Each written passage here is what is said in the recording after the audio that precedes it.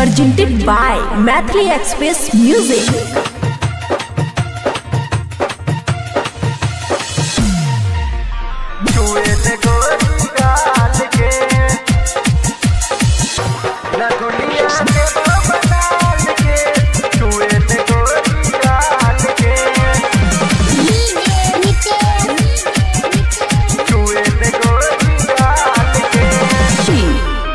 होठ में होठ लाली लगा के लागे छई कमाल के,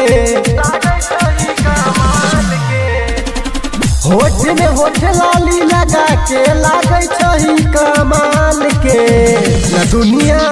न दुनिया देबो बंगाल के, छुए दे गोरी गाल के। न दुनिया देबो बंगाल के, छुए दे गोरी गाल के।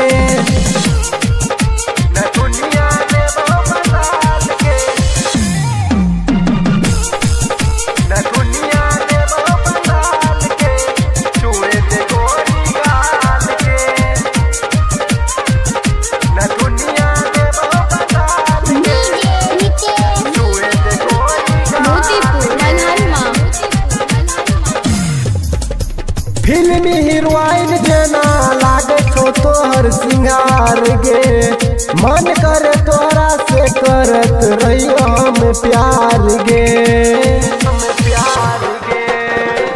फिल्मी हीरोइन जना लागे छो तोहर सिंगार गे, मन कर तोरा से हम करत रहियो प्यार गे। देख न पलट के हमरा पूछे दीवाना के हाल गे। न दुनिया देबो बंगाल के, छुए दे गोरी गाल के।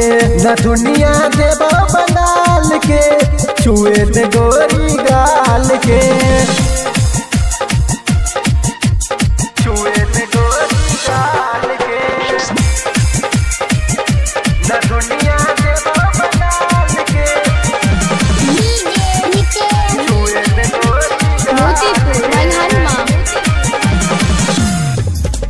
पहला नजर में तोरा दीवाना भलियो जान गे, तोरा पाबे खातिर पूजा करबो भगवान के।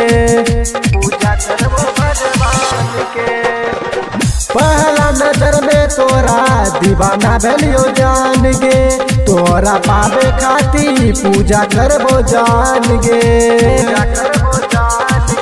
राइटर रोहित रजनीश बिहारी के गले कनखी मार के। न दुनिया देबो बंगाल के, छुए दे गोरी गाल के। न दुनिया देबो बंगाल के, छुए दे गोरी गाल के।